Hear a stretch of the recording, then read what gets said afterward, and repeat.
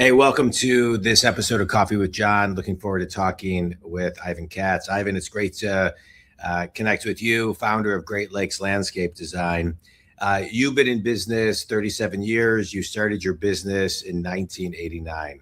It's 2026. I want to kind of kick off and talk about what is leadership, entrepreneurship, and owning your own business look like today versus in 1989?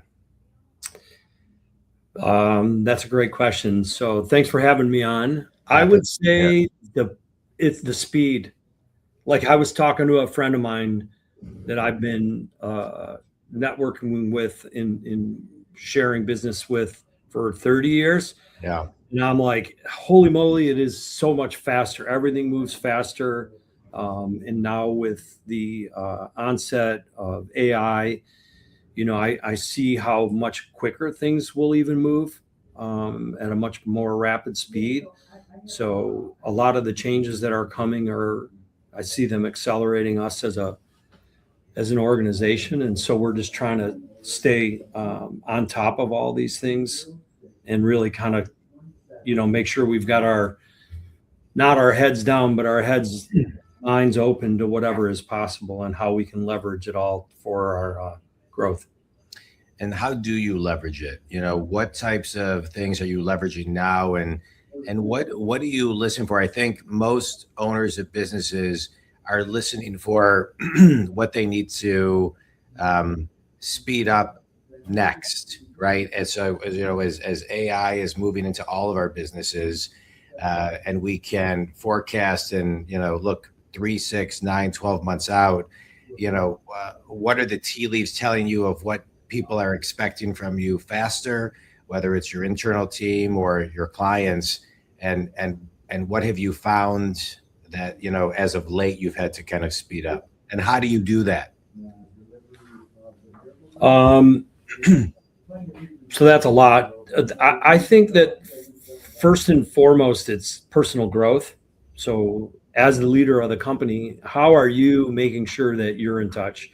Yeah. Morning rituals, whether it be a morning steam with a cup of coffee and a meditation, or how I plan my day, how I end my days, making sure that I'm literally focused on what the most important things that I can focus on to make sure that I push the company forward. So starting with myself and having a clear vision. Everyone talks about that, but having real clear direction for my team, which isn't always easy to do, and to be real super clear, especially as things change. Right now, I just am in the process of reading a book called AI Driven Leader, which I'm just started it. But what I like about it is this has to come from me, and what direction are we going to use it as a company? And so that everybody can be on rowing in the same direction, so that we're not all off on different, platforms doing different things. But I think what's critical about it is growing it as an organization. What can we do to reduce our head count, but yet really be creators with it? Like, what are the things that we can do to make ourselves more efficient? And then by then, being a creator versus a consumer of AI, you're reducing your dependence on it, and you're actually creating more value as an employee here. So how do I give everybody the direction? Hey, I'm not looking for you to lose your job. I'm actually looking to make you more money, because now instead of having to add 2 or 3 people to our headcount and increasing our general and administrative expenses, we can reduce it and produce more at the same time. And what are the things that we need to do first? So I think there's a little bit of compartmentalization, meaning how am I going to proceed? I'm in the process of literally just starting that, because I still am involved in sales. But as I continue to work my way out of that position, now I've got the rest of the year to kind of focus on this initiative, as well as, other future growth. So more visionary items. It's good. I love all that. One of the things, I'm a business coach, and one of the things I talk to clients about, and I speak about it as well, is the idea and the concept of a one-day business plan. Meaning, right now, the world is moving so quickly that I can control at least the day. I can control what I need to do.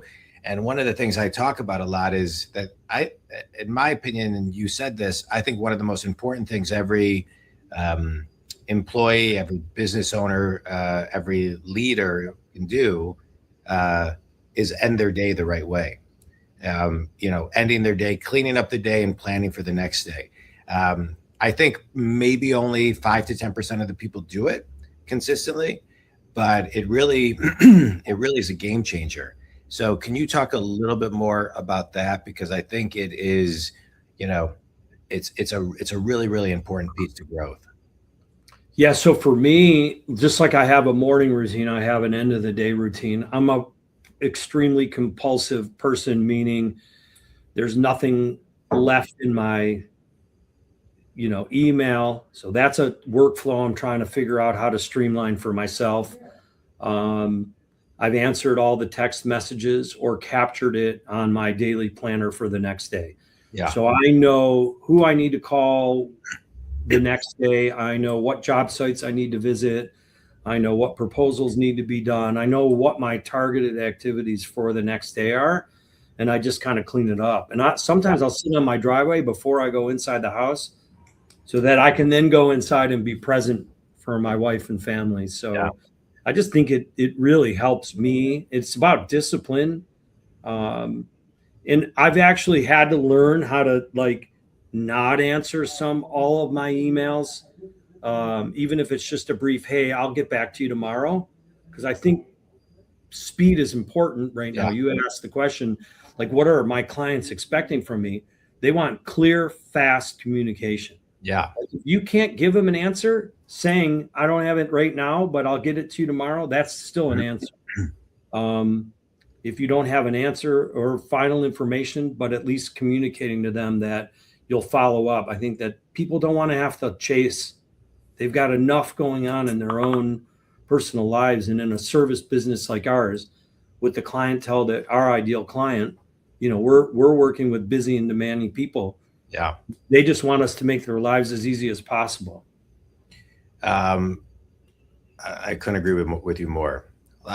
You're talking about how the speed of things have changed, but you're in the business of design and landscape, making beautiful things, taking a blank piece of something and making it functional and beautiful, and that does require time, think time, slowing down a little bit, planning, sketching, etc. So how do you and your team kind of take the time to actually slow down when it's needed in a world that is so fast today?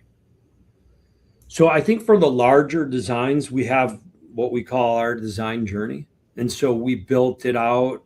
We just retooled the whole thing because as we've grown, every process that we had in place was blown to shreds. So now we had to kind of modify them.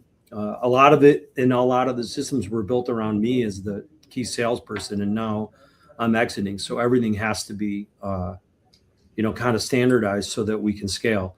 Yeah. So what I would say is we have a journey. We know what we need to get from each meeting and consultation that when we're there.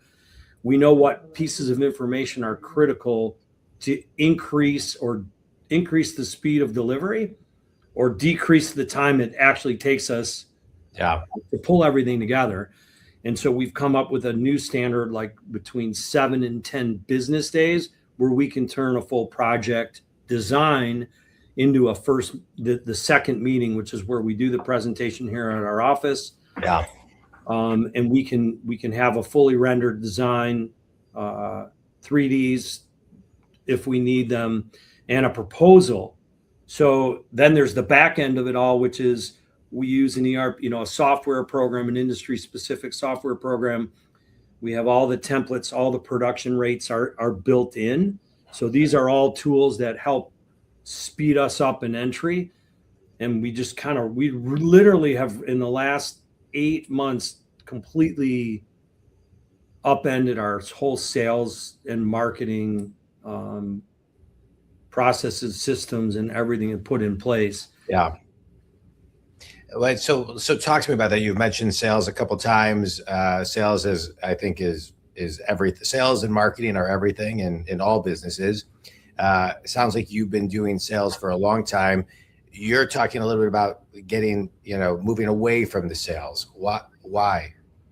So in 21, we almost tripled our revenue from 21 to 24, and I was 70% of the sales. And so it's just not sustainable. And what it turned into was everything was built around me, and then I was just overloaded. So ultimately, to build an enterprise level company that I'd like to build, I need to be not the guy. So I'm moving more into a business development role. How else can we grow the company? One of the things that I think is unique about us that we're working on is we know that 71% of our business comes from our database. So 35% is contractual work. 36% is they were in my database January 1 of the calendar year. And that would be an enhancement. So if we do your weekly maintenance, we do a project for you that could be lighting. And that could be 50 grand. And I got another one where the client, they could spend well over 6 figures on an enhancement for some of the larger estates that we manage. So we call those enhancements. And then people that return. So I had a client come back this year. We did their work 15 years ago. We built a retaining wall and a patio down by their lake. They needed more work done. They remembered us, and because we still market to them. Yeah. So our goal in 3 years is to get that to 80%. So now what I can do with that is I can go acquire, let's say, a smaller company or a bolt-on like an irrigation or a fertilizer company. We can take our database, and we know that not only can we capture the revenue from the service that we don't currently provide to our existing clients, but we can take their database and market and sell them all the other services that we do and we do well. It's great. How do you manage expenses? So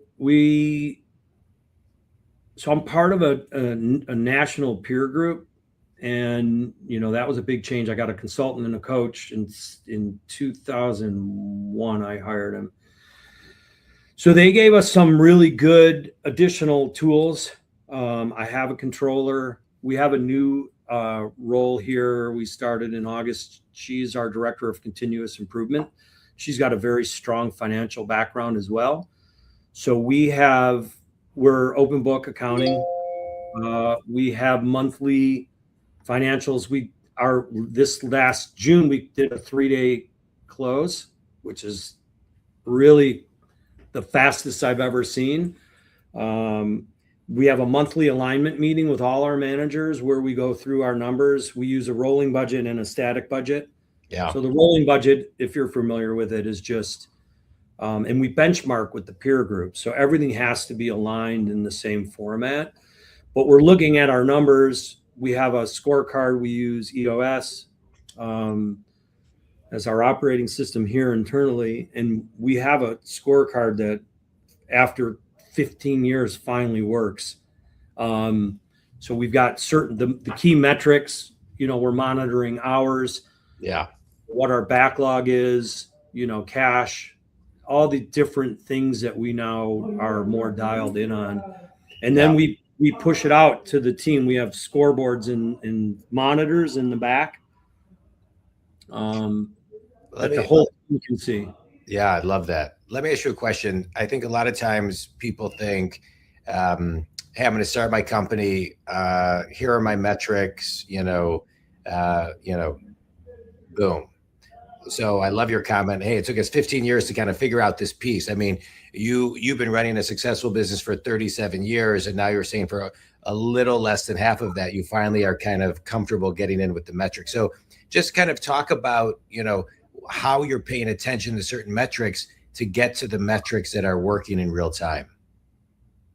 So, I mean, everybody the biggest change I think in the last couple of years is the people that own them. So our production managers that are working directly with our field staff, these guys now in their morning huddles are monitoring their billable hours and revenue per day.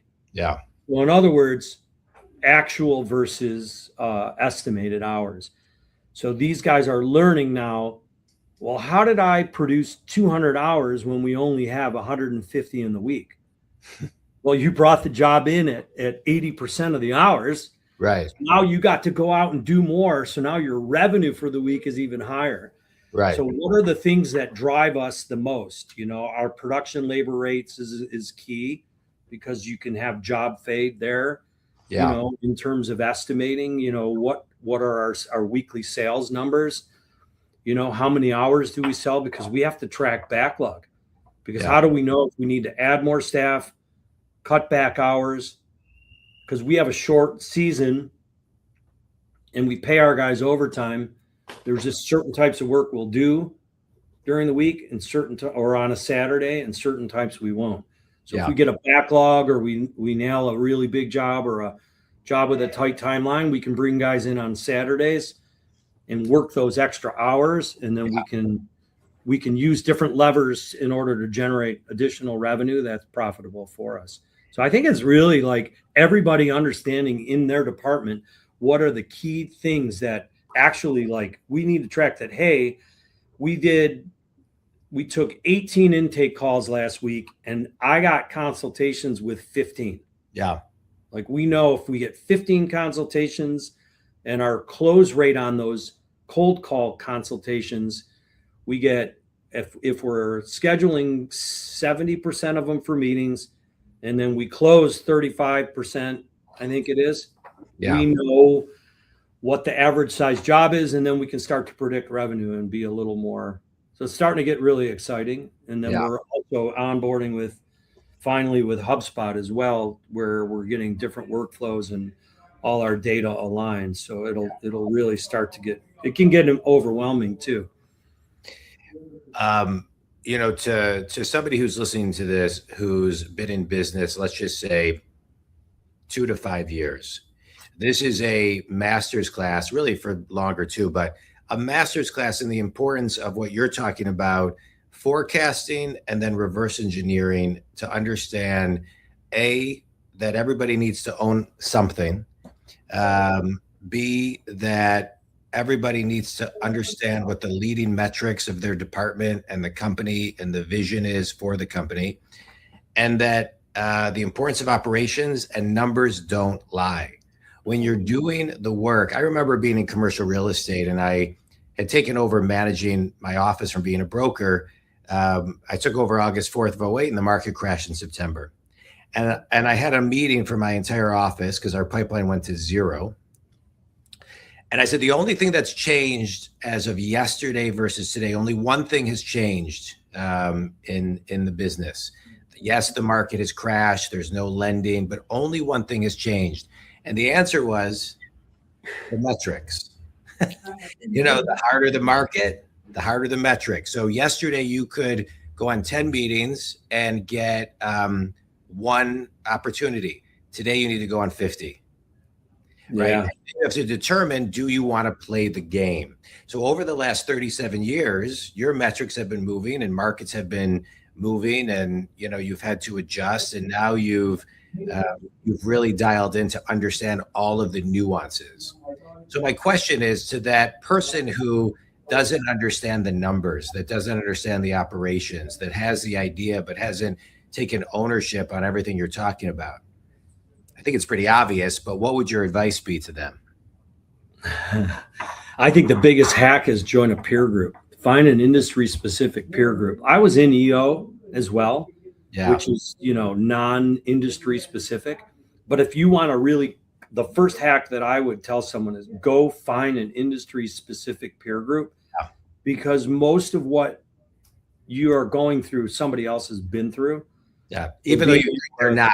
Even though you think they're not, or they haven't, they are. They have 100%. I don't care. I've got people in my group in Muscle Shoals, Alabama, out in the Bay Area, in San Francisco, upstate New York, Indiana, Pennsylvania, little middle market, small market town, and we all have our different stressors, like the cost of land in California is obscene, Yeah. and salaries are higher, but then their hourly rates are higher that they can charge. So it really, ultimately your labor rates boil down. Someone like yourself, I think getting a coach was, I don't know what I was thinking. Yeah. I mean, I didn't get one until 2021, which means I had already been in business 32 years. And I literally said, what am I doing? How am I going? What am I going to leave with? I've poured 32 years of my life. I mean, I started this right out of college. Yeah. I didn't have a job, but I loved the action and the excitement and the exhilaration and craziness of being an entrepreneur.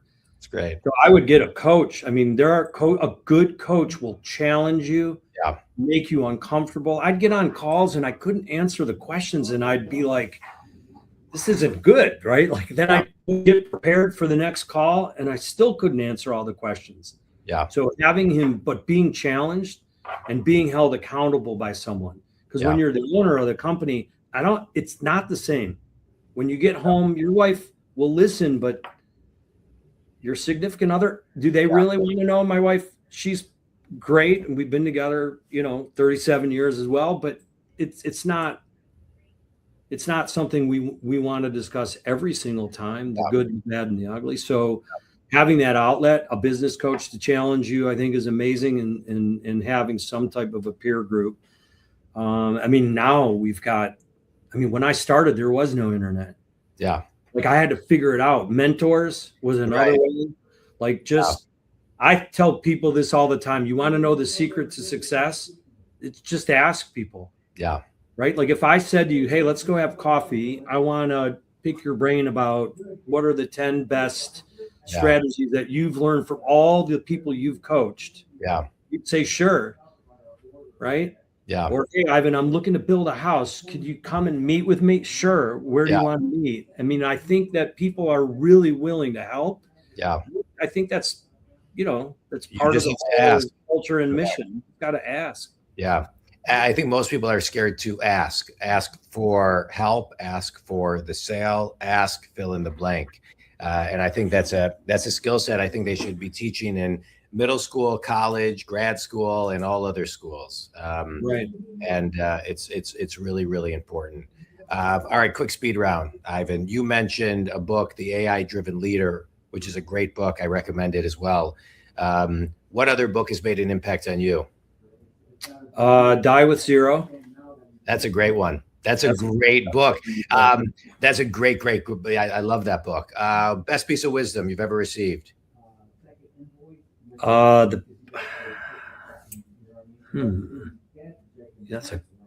stumped me there for a minute.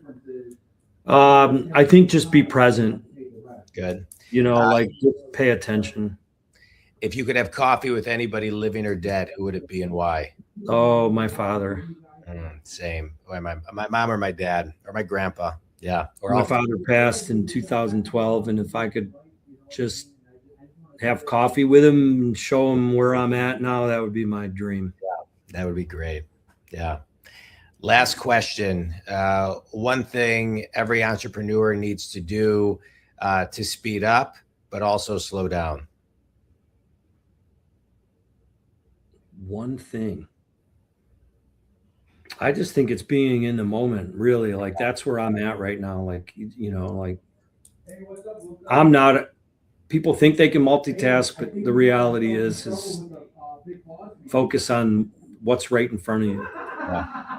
Tell everybody who your ideal clients are and where they can connect with you, Ivan. So we are located in Oak Park, Michigan. So we serve a wide part of Oakland County, Wayne County, and now we're moving into Lapeer County.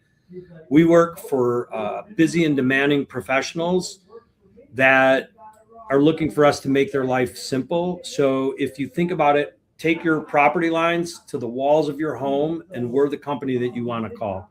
So we will be able to handle all your needs. whether it be we start with you on a maintenance and then we can handle all the projects that come along with it. We have some exclusive products that we offer as well, and we're constantly learning and investing in our people. So one of the other things that I think is unique about us is that we staff our team year round. So in our industry, that's unique because we employ even our hourly staff year round. So I think that's what kind of really works for us. So somebody that's looking for a professional company that, can be on the property with the same group of people in the same vehicle at approximately the same time on a weekly basis. It's great. Ivan, this was great. I really enjoyed this talk. And, you took 37 years of experience and kind of wrapped it in 25 minutes. I want to highlight a couple of things that you shared. One, excuse me, the importance of ending your day, which I think is critical for everybody. For all the listeners, if you don't have a routine to end your day, time block 5 minutes minimum to end your day, clean it up and prep for the next day. Make sure that you ask for help when you need it. Connect with peer groups so you can make sure that you are getting mentored by people who have walked your path, whether they're in front of you or behind you. They can help.